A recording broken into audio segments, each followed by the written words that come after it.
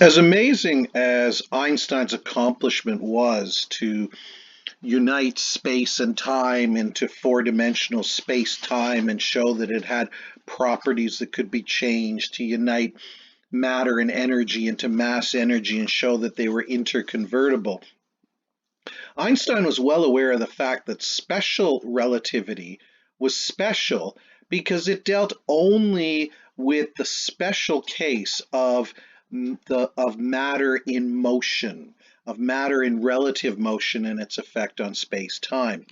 What Einstein wanted was a more general theory of mass energy in space-time. He wanted to know how mass energy affects space-time even when it's not moving. How does it affect it always?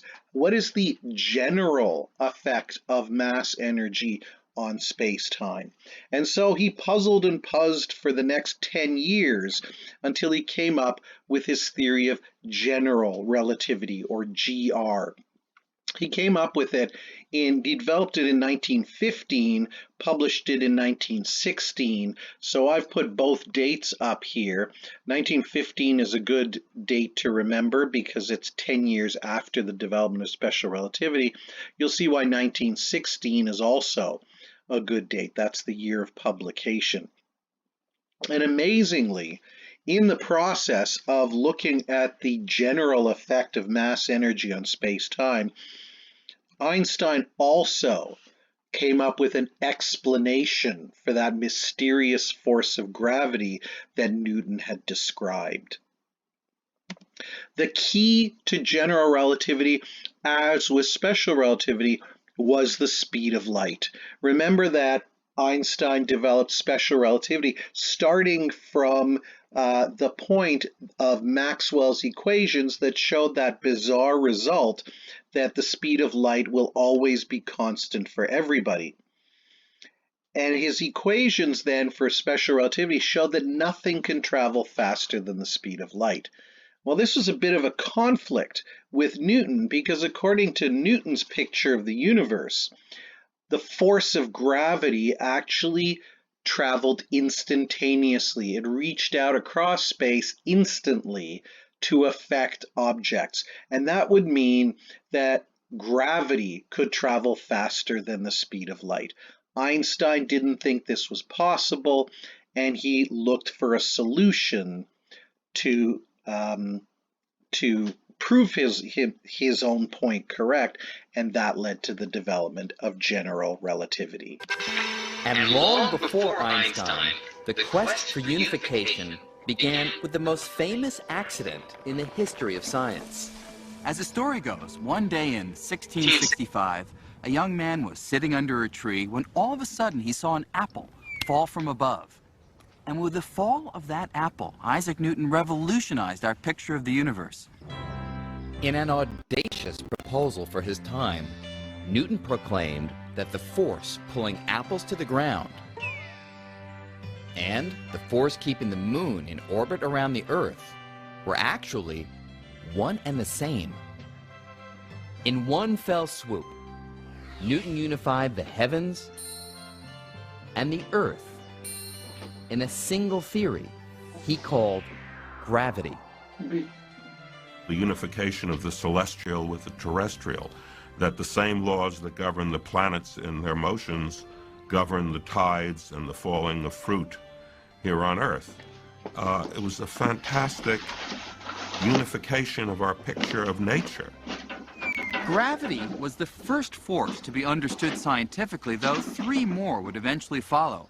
And although Newton discovered his law of gravity more than 300 years ago, his equations describing this force make such accurate predictions that we still make use of them today.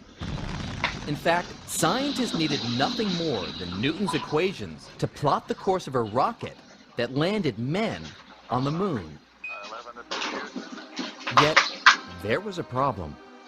While his laws described the strength of gravity with great accuracy, Newton was harboring an embarrassing secret. He had no idea how gravity actually works.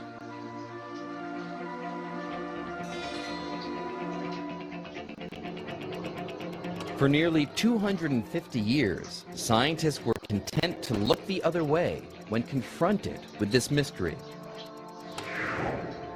But in the early 1900s, an unknown clerk working in the Swiss Patent Office would change all that.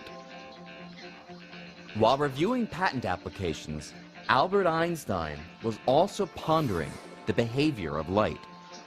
And little did Einstein know that his musings on light would lead him to solve Newton's mystery of what gravity is. At the age of 26, Einstein made a startling discovery: that the velocity of light is a kind of cosmic speed limit, a speed that nothing in the universe can exceed. But no sooner had the young Einstein published this idea than he found himself squaring off with the father of gravity. The trouble was, the idea that nothing can go faster than the speed of light flew in the face of Newton's picture of gravity. To understand this conflict, we have to run a few experiments. And to begin with, Let's create a cosmic catastrophe. Imagine that all of a sudden, and without any warning, the sun vaporizes and completely disappears. now let's replay that catastrophe and see what effect it would have on the planets according to Newton. Newton's theory predicts that with the destruction of the sun, the planets would immediately fly out of their orbits, careening off into space.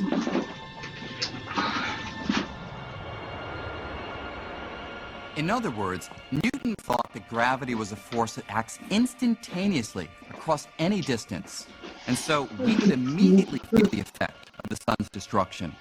But Einstein saw a big problem with Newton's theory.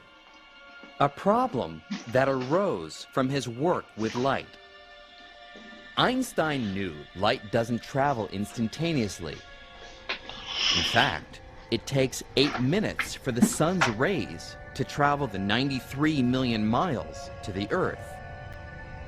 And since he had shown that nothing, not even gravity, can travel faster than light, how could the Earth be released from orbit before the darkness resulting from the sun's disappearance reached our eyes?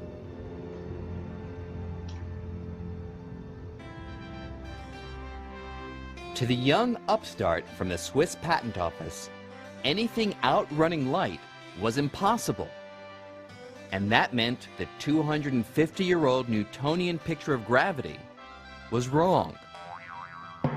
If Newton is wrong, then why do the planets stay up?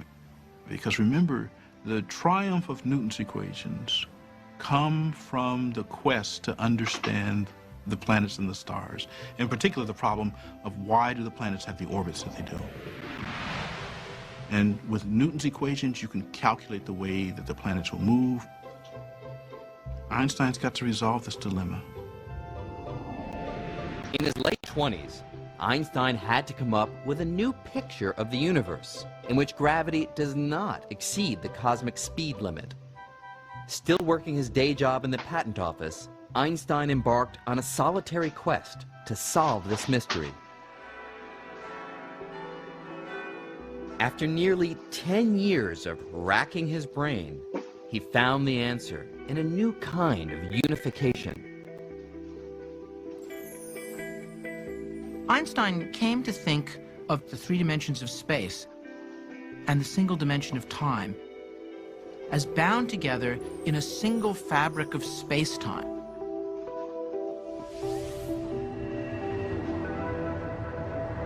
It was his hope that by understanding the geometry of this 4-dimensional fabric of space-time, that he could simply talk about things moving along surfaces in this space-time fabric.